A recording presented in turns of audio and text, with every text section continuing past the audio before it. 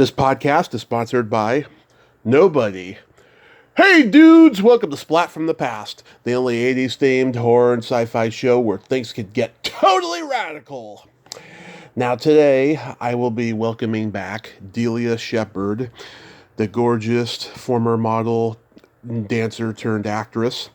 We are going to be discussing my favorite subject today, and it's going to be a great conversation as International Masturbation Month of May is wrapping up. Delia, I just adore her. She's such a great lady, very strong, and she has a very sensual, soft-spoken voice that I just adore. And it's going to be a great conversation today. And also, unfortunately, I have to say rest in peace, Ray Liotta, a brilliant, brilliant actor. Everyone talks about how great he was in Goodfellas, but for my money, the best performance he did was in Jonathan Demme's Something Wild. It is just a wonderfully psychotic performance he turned in that movie. I mean, if you watch that movie and watch his performance, you'll never be the same again because it's very frightening and just so amazing of how great he is. Rest in peace, a terrific, terrific actor. And rest in peace, Alan White of the progressive rock band Yes. Great drummer. And he will be missed as well. Who's going to be number 3? Because they always come in threes when people die. Well, I hope our former president will be number 3. So yeah, here is my new interview with Delia Sheppard.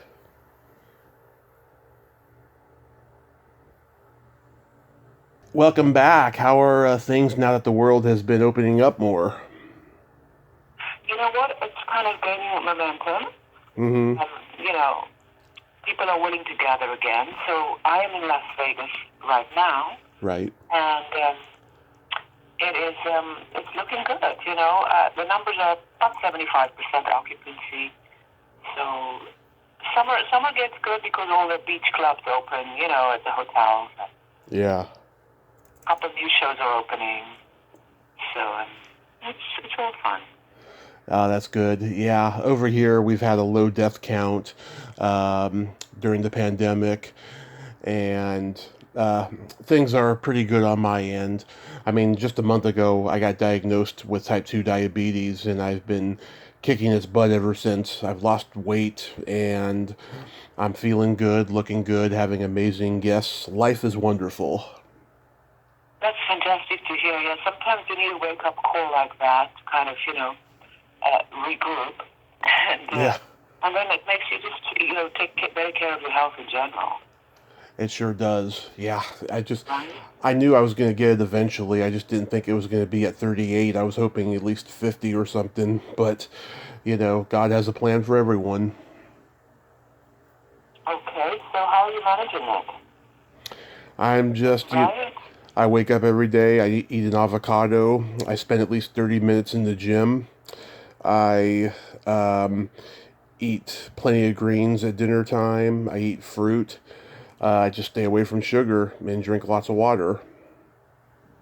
Yeah, and sometimes, you have to watch the fruits because they have a reaction on your bloodstream as sugar. Mm-hmm. So, make sure that sometimes before you have fruit, you have something like, small pieces like goat cheese or something that contains fat that will not spike your blood sugar as much because you have something else, something fatty in your stomach before you eat the fruit.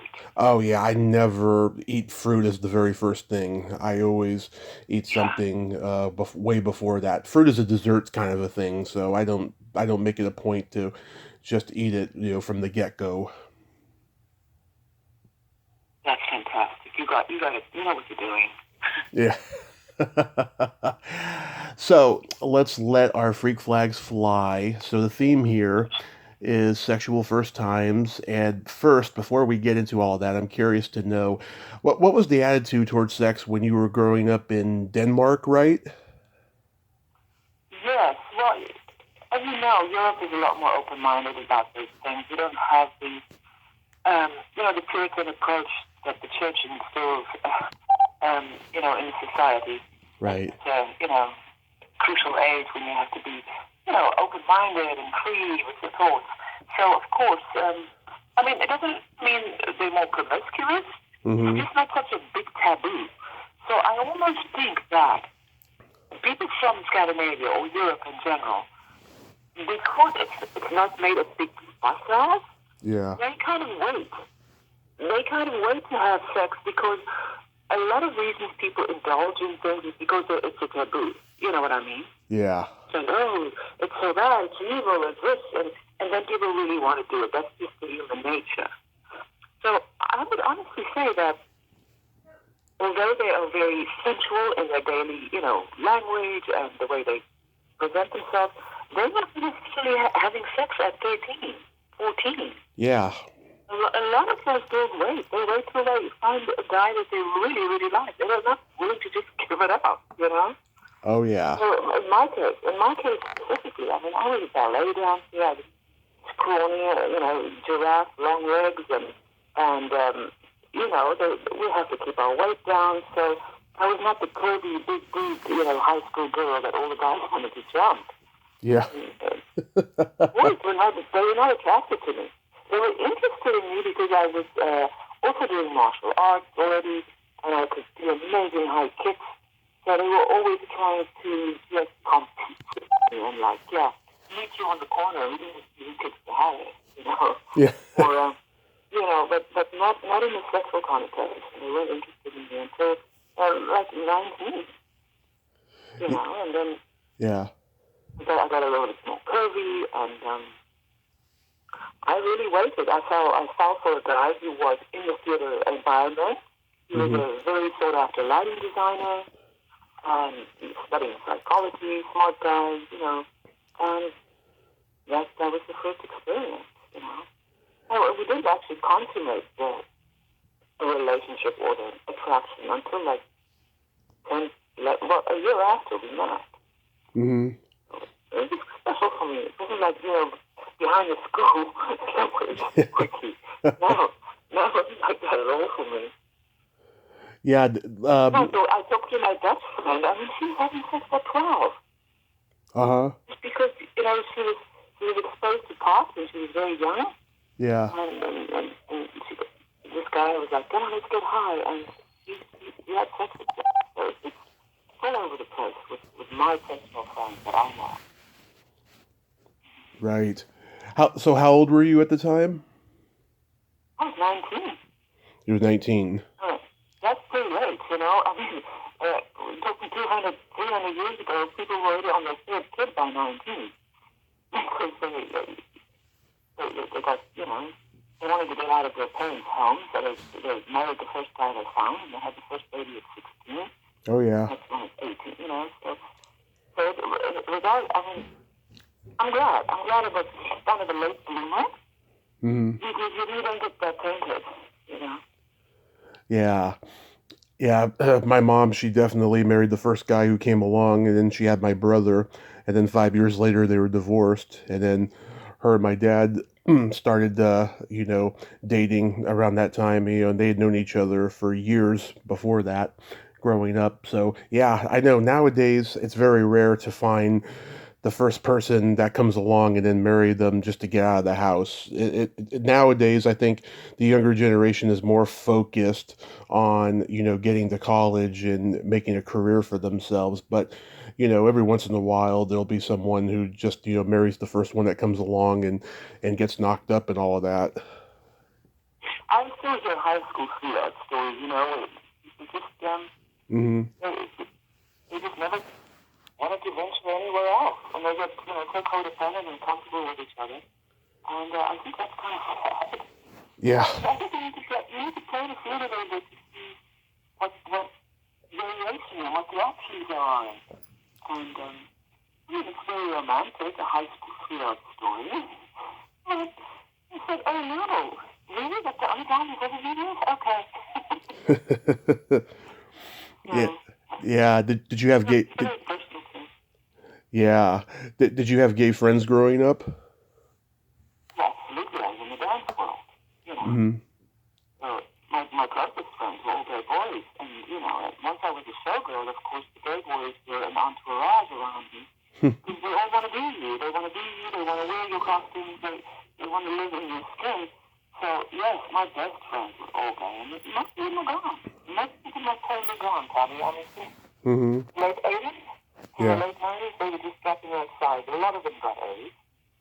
Yeah. And one of the reasons I went to Hollywood was to nurse a friend who was in dire straits. His family had rejected him because he was gay and Catholic and had AIDS.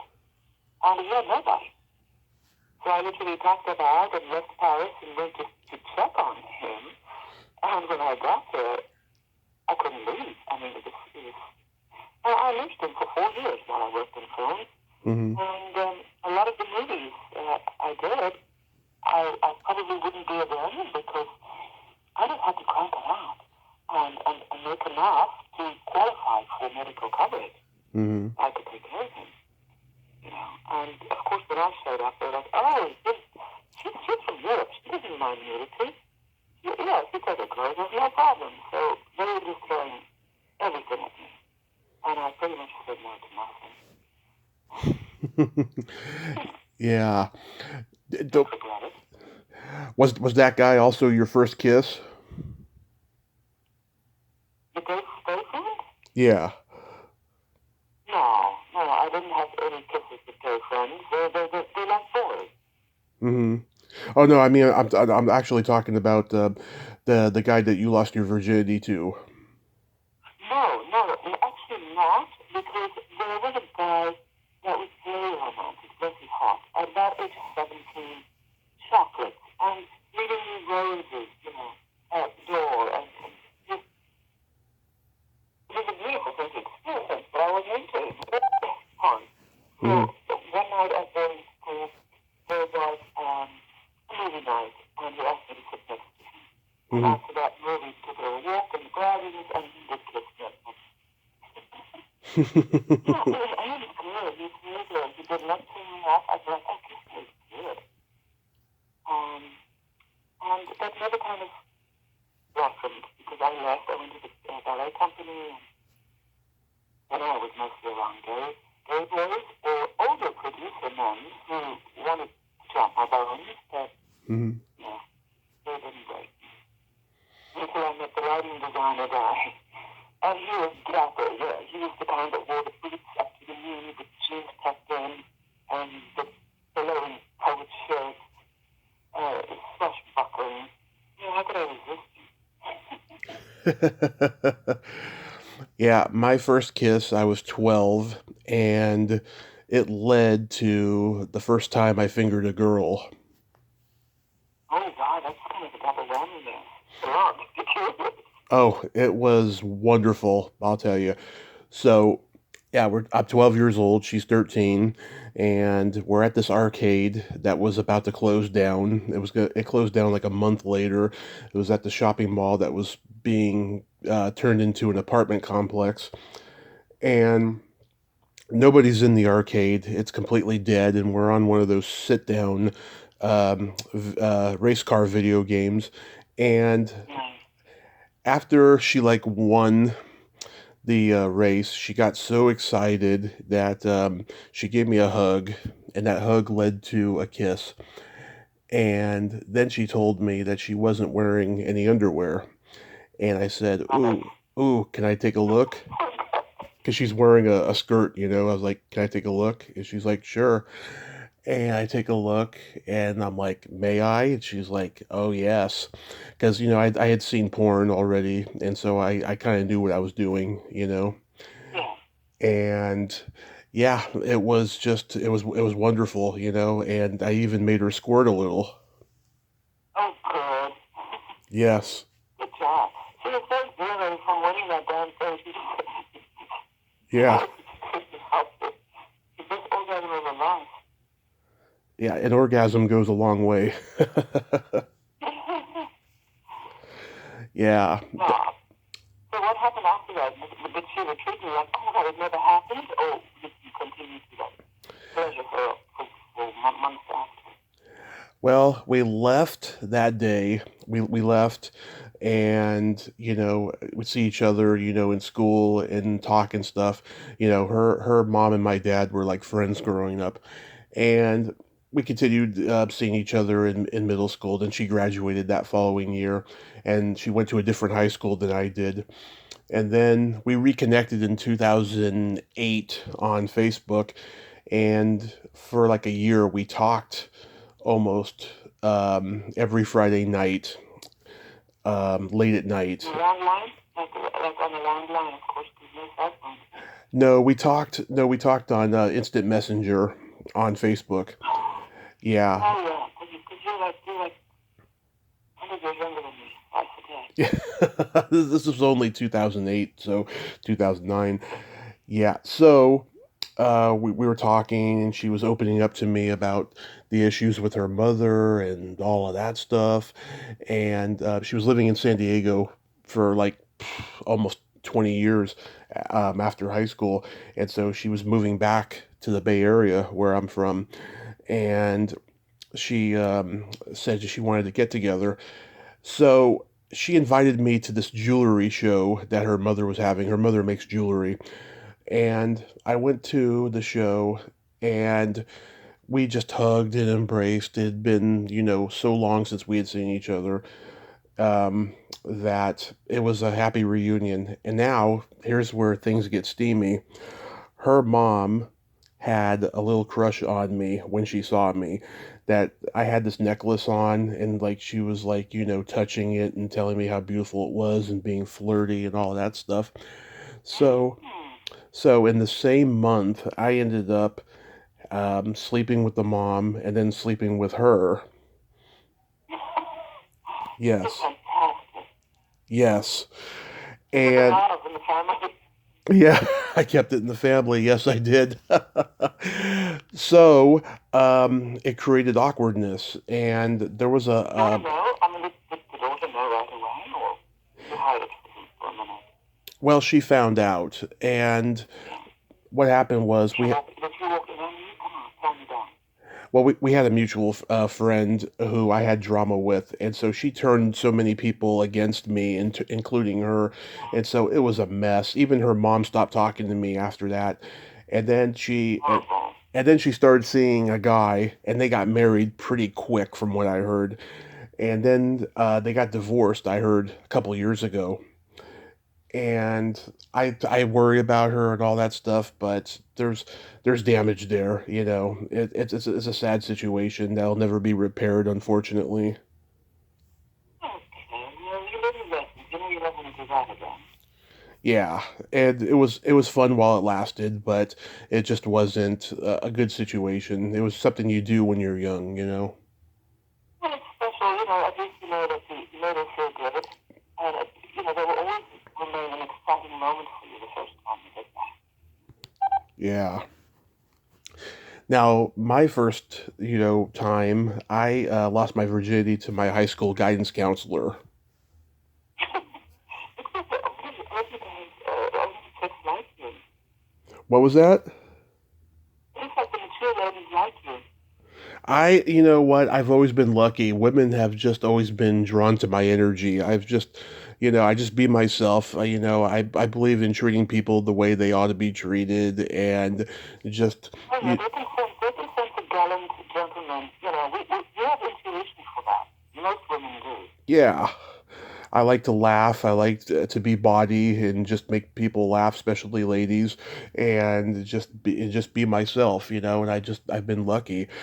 But yeah, I mean, I got this guidance counselor in my junior year, and How old is that person? at the time, I think she was like 28 or 29, maybe 30, somewhere in that range. How old are you? I was okay, so I lost the virginity a week after I turned 18, but I got her Right? I got her when I was 16 as a guidance counselor, and we had never made contact or done nothing. We had done some inappropriate things, but never direct contact about it. Right. But we always flirted, and I spent many like after school sessions in her office, talking to her and getting to know her and stuff. And so I come back from the graduation party that night of graduation, and after everyone says their goodbyes and leaves, I live right down the street. I can walk home. And she stops me and she's like, "Hey, you can't go. You and I got some unfinished business." And she had two sleeping bags with her. And we went on the football field. And we were there from like 2 a.m. to 5 a.m. And it was wonderful. It was nerve wracking because it wasn't until the third time that I got hard that I actually finished the job without, a premature ejaculation. Yes, yes. Oh, I'm glad. I'm so happy about her. She was awesome. I love the sleeping bag. Yeah, yeah. And it was a fun experience. I felt like that I made her feel attractive because was in a new marriage that was not very good. And I found her on LinkedIn a couple of years ago, and I friend requested her, and she didn't accept it. But whatever, I cherished that experience. She asked it on LinkedIn because a lot of people, they open these LinkedIn accounts and they never go back to them. I know, You don't just ask them. I know, it's weird, about how people can be sometimes.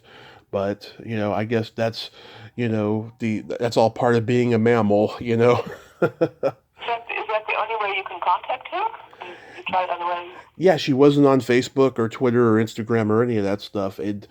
She's got a new married name now. I don't know if she's with the same husband or not. I hope not, but um, if she's in a new marriage, I hope it's a good one. Yeah, that's all you can do is send blessings and hope that you're happy with people that matter to you. Yeah, absolutely. Do you remember your first masturbation? Yeah, I think it was around 14 or so. Hmm. We had this beautiful balcony, and I would lie on the balcony just naked, in the sun. And I think the sun was just hitting my nether regions in the right way, and I was like, oh, this feels so good. It's so warm. And I just like, okay, um, let's just go there. And it was fantastic. I got hooked right away. Wow. So you let It was you. the sun. It was the sun that did it. Oh, my goodness. So the sun did it. The sun. I've Maybe never. the sun. The sun got me started, okay? Yeah. And then my fingers found their way. I But no, it was beautiful. I have never heard that before. That is awesome. I love it. Yeah. My first time, my uncle brought his girlfriend to our barbecue for 4th of July when I was 12, and she brought her daughter with her, and she was 21, and she was gorgeous. And I have a toe fetish, and she had very nice feet. And I told her How that. did the toe fetish start at 12? That's so interesting.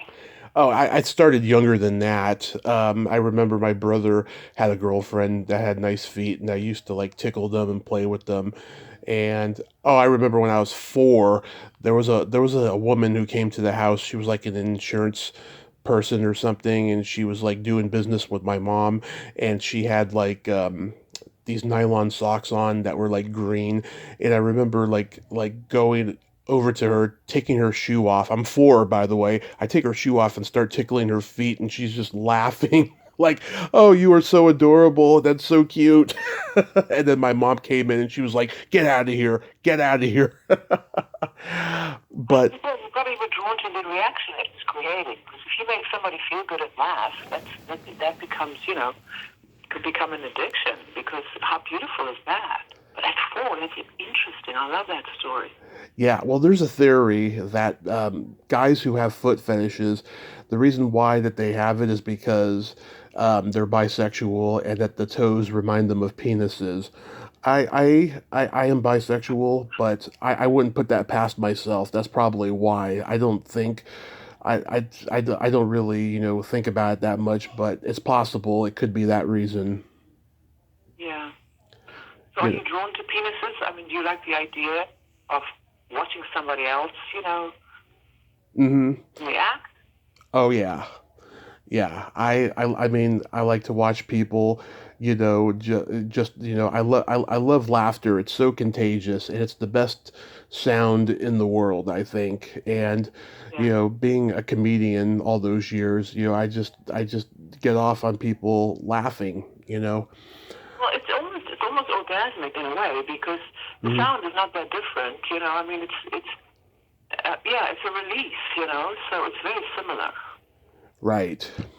So, so I told my uncle's girlfriend's daughter that she had nice feet, and she was like, "Oh, you're so cute. I love hearing that."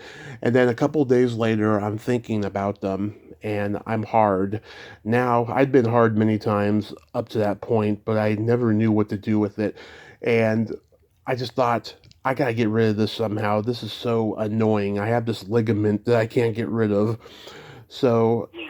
I started humping the bed, and then I orgasmed. I didn't have semen yet, not for another couple months, but it felt so good, so relieving. I said to myself, I don't know what I just did, but I'm gonna keep doing it because I had heard the word masturbation, but I didn't really know what it was yet. And then I had sex education that following school year, and then I learned what I was doing was masturbation. So that's Because how. a lot of men do that at first, like just rubbing on something, like lying on their stomach and Yeah, you know creating the friction. yeah, But at 12, that's pretty on time. It's decent. yeah. That's what I did.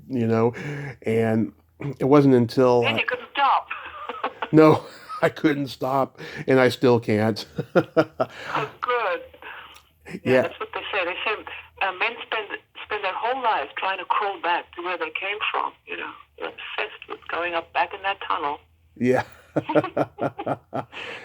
It wasn't until I was 22 I started buying water-based lube. I was working at a Long's drugstore, and I had it on discount. And after a while, it got expensive, so I went back to using my saliva, and I've been using it ever since. But occasionally, if I have enough money, I'll go buy a bottle of water-based lube.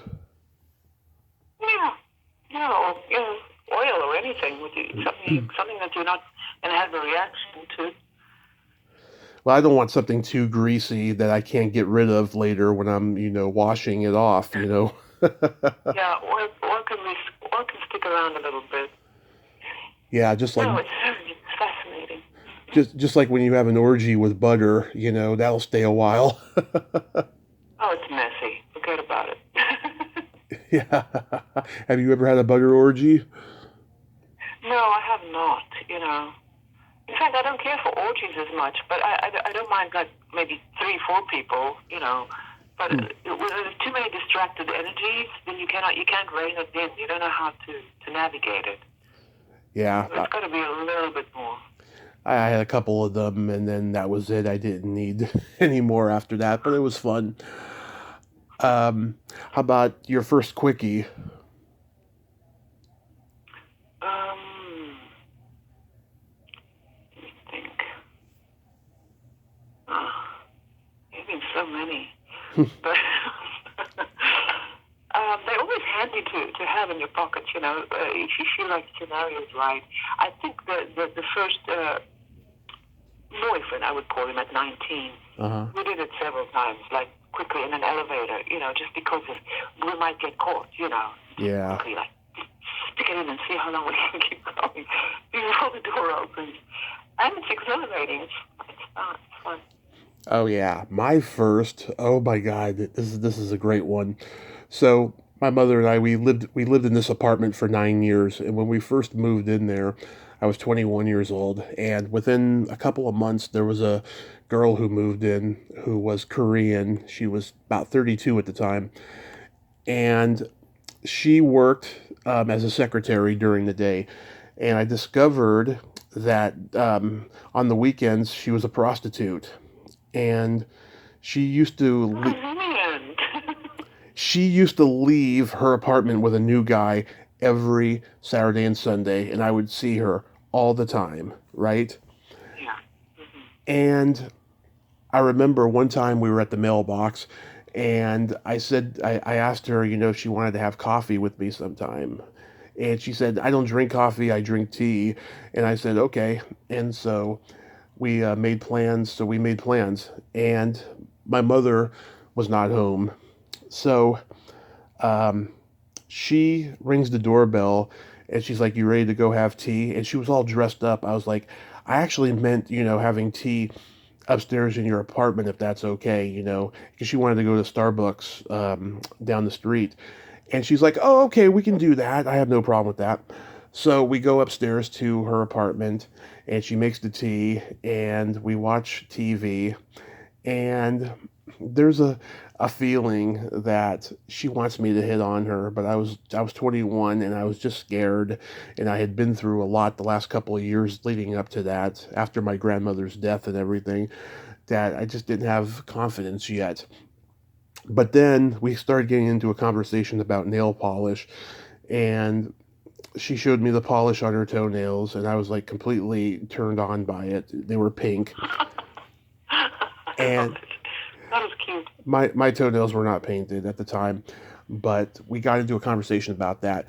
And then suddenly she remembered that she had to go get the laundry out, and she forgot to get the laundry out because it was, an apartment laundry room that everyone shared. So she had to go get it, and she asked me if I'd go help her, and I said sure. So we go to the laundry room. Perfect. Perfect scenario. Yeah. Put Yeah, it in the laundry. yeah. So it led to us having a quickie in the laundry room, and we changed positions a couple of times in about 3 minutes, and it was fun. It was in hindsight, it was everything I had ever wanted in a first quickie.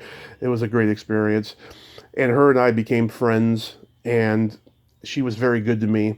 And then I moved out of the apartment for a while, and then when I came back, she was gone, and I never saw her again. And I hope she's out there. I hope she fell in love and didn't have to be a prostitute anymore. you know. Yeah, let's hope that she's well and she's healthy and that she remembers that experience fondly. If Yes. she's listening, good for her. I'm glad she showed her your toes. Yeah. And I got to suck them during the quickie too. Oh, goody. I mean, she showed you her toes. That was it. Her You lost it. her toes. Yeah. They were her feet were very tiny and they were so cute. I really enjoyed them. Do You you got your confidence back. Nice. It got me my confidence back, yes. Even if it was a short time, because a year later, once I started going on my diet in 2006, that's when my confidence amplified and I turned into a cocky little shit by that point. And then, I had no trouble getting laid for the next few years after that. But, do you have any fetishes or kinks? um, I, you know what? I'm Hmm. pretty much open-minded to anything, but I don't have an obsession. Like I have to have this specific thing happen, or I can't be excited. Hmm. I mean, I love armpits. I don't know why. I like to lick a man's armpits.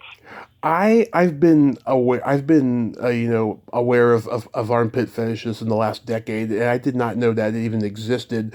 I was just like, A lot of the men, a lot, okay, go ahead. God, what's the appeal of an armpit? Because they're very stinky and they're very hairy. No, I'll tell you what started it, and then you'll understand when I explain. Okay. Because a lot of the artists, and even the men in the entertainment industry, Hmm. a lot of the gymnasts, the aerialists, and these fabulous shows, they shave their armpits. Yeah. They shave their armpits because it just doesn't look nice on stage. When you're doing a beautiful aerial number and you're lifting your arm up and there's a big old bush there, it's not attractive. So a lot of them shave their armpits. And the kind of guys I've encountered in my life definitely don't have stinky armpits. What's the point to be with somebody who doesn't have, self-care and Yeah. is hygienic on themselves? Yeah. But there's something that happens when you're, say you're on top of a guy and you're in the heat of the moment, and maybe you lift his arms up to make him feel like he's restrained, and the pheromones that happen, in any Hmm. of the areas of the body where there are glands are going to be attractive, even if they perspire a little bit during sex. all the smells are enhancing the experience. So it's a beautiful thing. You just go down and lick that armpit, and it makes them crazy because armpits are ticklish to the tongue. Oh, yeah. And the fact that it's kind of a little bit nasty because people think, oh, how can you lick somebody's armpit? No, in the heat of the moment, it's absolutely erotic. Yeah. Especially if it's shaved. If it's a shaved armpit, it's a beautiful thing. So there. Absolutely. Yeah. I mean, I'm into belly buttons and toes, as I said. I love being tickled. I mean, if you tickle me without warning, I'm most likely going to hit you in the groin. But if you tickle me with consent, I'm going to just go gaga for it, Yeah, it's a great sensation that borders on orgasmic joy. So yes, absolutely. I love calves. If a man has good calves, I'm sorry, I'm just freaking sold. I don't know why. It just symbolizes to me strength and power, and that he can freaking dig his heels in or something about it. So I'm not going to go and just masturbate at the gym if I see a guy with huge calves, but I know that they really do turn me on when I see them. My calves are a good size. I mean, they're not super huge, but they're a good size, and I think I get that from my dad.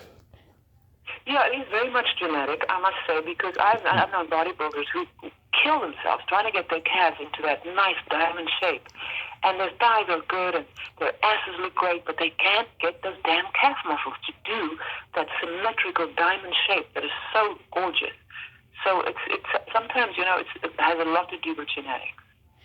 Mm-hmm. Absolutely. Of course, ballet dancers, it might have something to do with me standing at the ballet class, looking at this beautiful boy in front of me with gorgeous freaking gluteus maximus and their massive calves.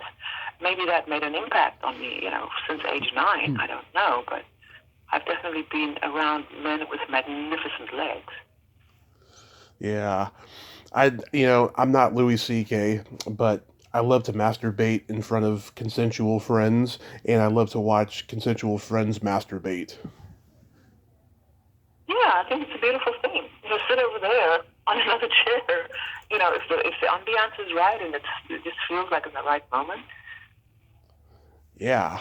I remember there was an experience I had in Paris with he was a very well-known, he was a surgeon, and he was slightly obsessed with me in the show, and he would come and watch the show often and sit in his usual booth, and then he would send me jewels and freaking flowers again, but I think he was married, and he would only agree with meeting me in a very fancy hotel, usually the Georges V by the Arc de Triomphe, and never touched me.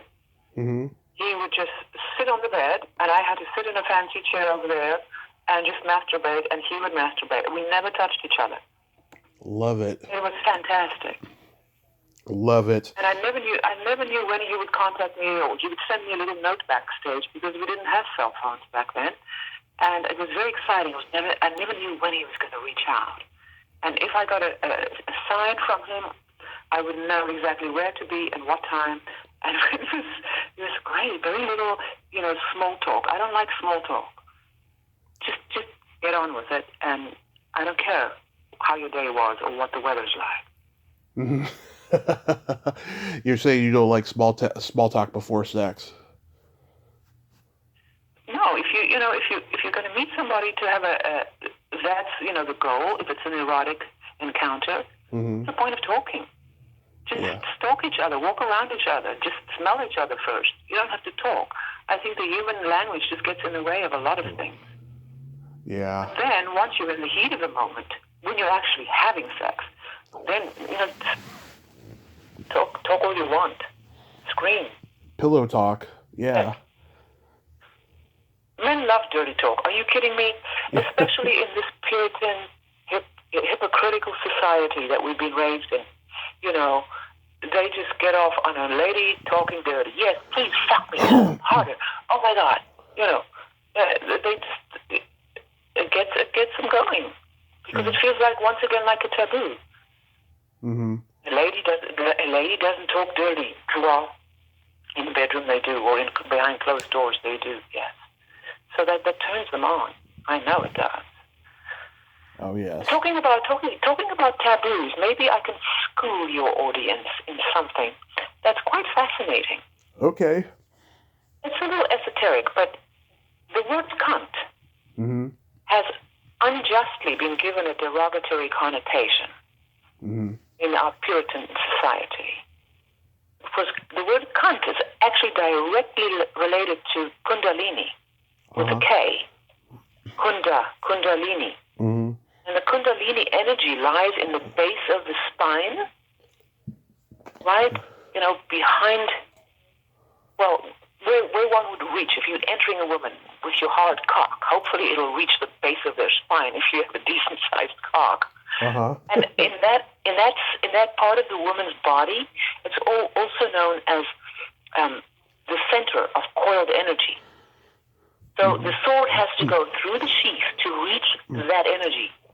Right. And that envelops the sword and creates completion.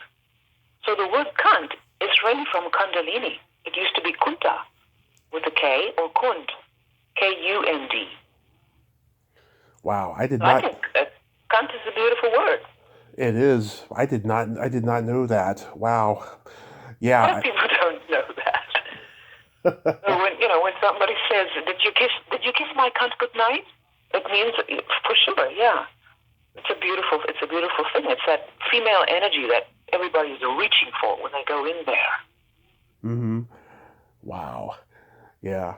I used to date a dominatrix, and I wish I wasn't such a drunk mess during that time. We'd be married right now. Like, she was the perfect girl for me. And she used to use the word cunt a lot. Yeah, it's empowering coming from a woman. When a woman actually feels comfortable using it, it is kind of a domineering phrase, Because men use it to insult a woman often and to call her a bitch or a cunt. But when a woman says, you are a slave to my cunt, it's like, yeah, whatever you want. So, yeah, it all depends who's saying it, Yeah, I like that. Do you think that the G-spot is real? Oh, for sure. No, there's absolutely an area of nerves and sensitivity, and kind of in the roof of the cervix, that if it's hit correctly, it definitely enhances. But the whole area, of course, has those nerve endings, but there's a specific place where it's just, magnified, for sure. Yeah, people ask me what's your favorite conspiracy theory, and I say whether or not the G-spot is real, because it's become such a debate on the internet over the years. I personally think it is real. I mean, I know that when I'm fingering a woman, I can feel something down there. Yeah, for sure. Yeah, I just don't get why people, they take what they like to do is when something has been uncovered and it's become popular, people like to tear it down, and I think that's where that stems from. It also stems from people who are not able to really feel that, and then they just feel like, well, it can't exist because I don't feel that, and then let it be. You're not going to convince anybody anyway, so I don't like these discussions online on the internet about is it or isn't it. Who gives a flying shit what anybody else thinks? If you've experienced it and you know it exists, let it be. Move on to something else. Yeah. They're just jealous because they've never felt it. Yeah. So I've been celibate since my car accident in 2015, but before that, I mean, I was into exhibitionism, voyeurism, cuckolding, threesomes, all of that stuff, and I romanticize it, There's a part of me that misses it, but, I feel like a different person now, and I love talking about it, and I'm gonna, chronicle it someday in a book, but, yeah. That would be good. That would be interesting, yes. Yeah, I'd like to write some kind of an erotica book where like I tell all the stories and then like I tell all my fantasies and people can decide, what's the fantasies and what's the reality, that type of thing. Absolutely, yes. It was cathartic for you too, just to put it on paper because you've experienced it, and you know, you're not maybe involved in it anymore so much, but it'll be just good for you to write it down. Mm-hmm. Yeah. So the last time we talked, you mentioned you were writing a book. What's the status of that? Oh yes, it's still a work in progress, but I just do one decade at a time, and every decade is so loaded. So I started, with the 70s and the 80s and the 90s and the whole Hollywood chapter and the whole Paris chapter, and being in South Africa for a big. So the locations are phenomenal. I mean, I see it visually as a film, Mm-hmm.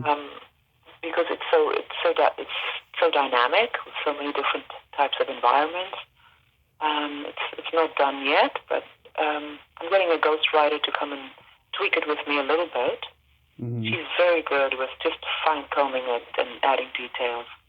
There's lots of laughs, though. Oh my gosh, the casting couch scenarios that I've encountered in Hollywood. Yeah. Running away from Harvey Weinstein on the rooftop with my high heels in my hand, the Cannes Film Festival. I mean, it's hilarious. Yeah. Oh my God. Because ever since you first told me about it, I've just been thinking, God, is it going to come out soon? Like, I want to read that so bad, um, because It's a good read. I started writing my memoir in January last year, um, and it started out differently than the way I want to rewrite it now. At the time, it was about my love of cult films, and there was autobiographical stories about how I discovered the film and what it means to me. But then I heard this great book uh, called The Masked Man, written by Tom Wilson, who played Biff in the Back to the Future movies, and Yes. I loved how he writes.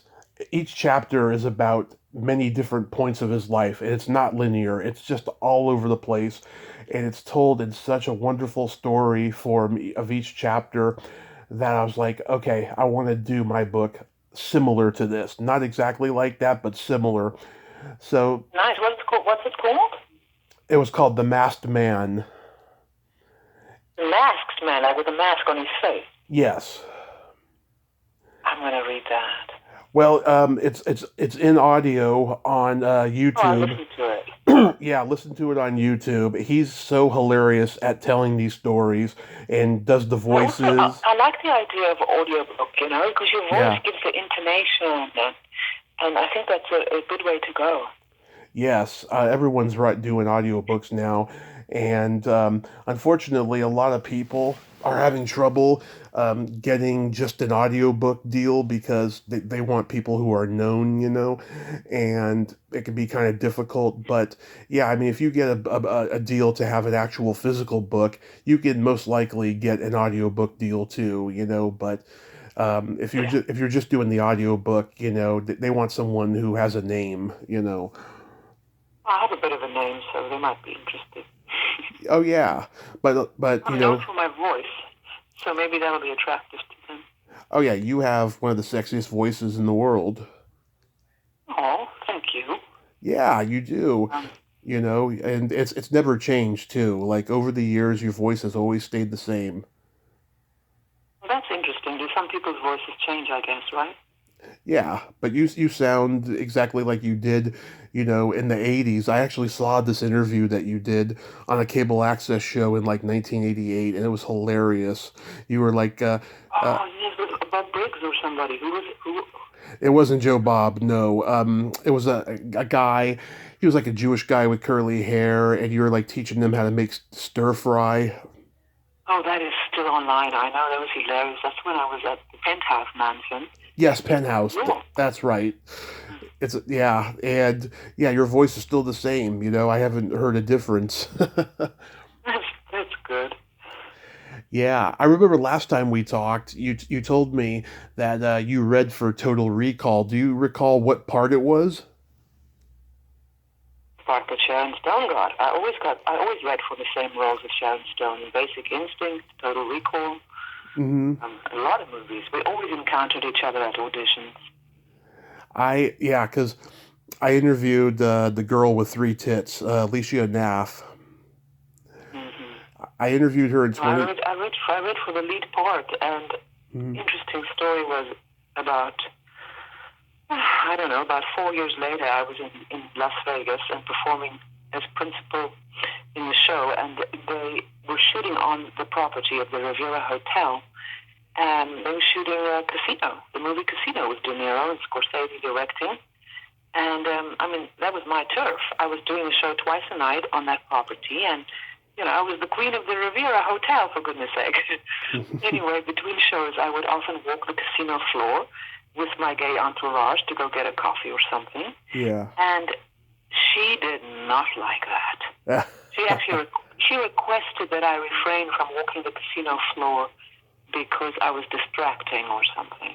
So, yeah, our paths have crossed many times. Yeah, I've heard from some people that she's not very nice, and I've heard from some people she's nice, but... a lot of women are just insecure, and they feel threatened, so... Yeah, She's gorgeous, though. What a beautiful, beautiful face. I just love her face. Oh, yeah. I love her eyebrows, the bone structure, the smile, everything about it. Just effervescent gorgeous. She still looks good. She does, and she's so talented, too. So talented. Amazing job in Casino. Unbelievable job in Casino. Yeah, who was up for her role? Was Ginger Lynn. Oh, yeah.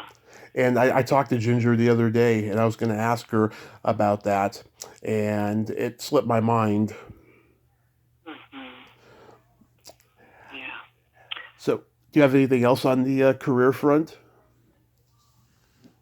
I always have offers, Tommy, but, I'm getting a little bit more picky, and things have not been, really brewing in the last couple of years. Right now, I have an offer to do something in Hawaii. It's another one of those stupid monster movies, like freaking crocodile or something. But, I don't know. There's some things in Scandinavia that are always, interesting, like kind of a crime story series that I'm considering. Forensic specialist. I love the way they shoot things. It's very moody, Scandinavian way of making TV shows. So yeah, it's always something brewing. The pandemic has been pleasant overall? Oh, it's a pandemic in my eyes anyway, so I just roll with the punches, Yeah. It doesn't really affect me that much because to me it's all a matrix, and it was scripted so long ago. So I create my own script. I live my own matrix so much so that it doesn't affect me. I don't listen to politics. To me, they're all a bunch of clowns, and especially the state of America right now is obviously the fall of an empire. We know that history repeats itself because people don't learn their lessons. And, it's going to be a big payday, though. I got a couple jokes for you. Oh, jokes are good. Oh, yes. Like I said, I love making women laugh. What do you call a boy that doesn't masturbate? I don't know. A liar. That'll do. Yeah. How do you make your wife scream twice?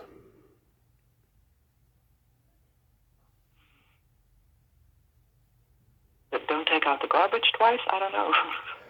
First you fuck her in the ass, and then you wipe your dick on the curtain. Okay. Why is drinking... What? She was going to say, don't do that to the curtain. Yeah. And why is drinking cheap beer like going down on your sister? Because it's bitter? I don't know. It's the same taste, but it's still not right. Oh my God. Oh, yeah. I'm not so crazy about the incestual thing, but Oh, I don't agree. I think every man loves to have his derriere probed. Don't tell me there's a guy who doesn't like to get a finger stuck in his ass when he's almost ready to climax. Oh, That's something I do know. Oh, I love it. I love getting a finger in my ass. It's important. It escalates the experience. Mm-hmm. The majority of men like that. Even if maybe if it reminds them of a high school teacher that they didn't care for, Mm-hmm. you might go, oh no, don't do that. I think the majority of them like it. Yeah. I'll tell you, after we get done here, I'm going to masturbate and think about you and that guy in the hotel. That was pretty good. It was so. I wish somebody had filmed it. It was like a beautiful French erotic scenario, and I would wear like a trench coat and thigh-high stockings and high heels and nothing underneath, and I would be on the metro going there, feeling just so hot. And no, it was beautiful. He always wore great suits. He always looked great, and he never took his clothes off. It was so hot. He would have his, designer suit on and beautiful tie and beautiful shirt, and just unzip. Yeah, that scenario is going to make me climax in about 90 seconds. I mean, it doesn't take much for me to get off. Oh, good. So use it. Yes. Well, Delia, I want to thank you so much for coming back on today, and let's talk again when the book comes out. And yes, thank you for sharing some of your experiences too. That was nice. Absolutely. Yes, we'll do it again. And stay safe over there and have a great rest of your day. Oh, thank you so much. You too. Stay blessed and stay on your path. Thank you, hun. Have a great day and be safe. You too. You too. Take it easy. Till next time. Till next time. Okay, bye. Bye-bye. Well, there you have it. Delia Sheppard. Ain't she a sweetheart? Just a wonderful, wonderful lady, and very motherly today, I have to say. She's talking about health and, being on the right path and all that stuff. I enjoy her so much, and I can't wait till that book comes out. It's going to be frigging amazing. Well, until next time, this is Tommy Throwback Kovac saying there's no shame in living in the past, because the present sucks. Later, dudes.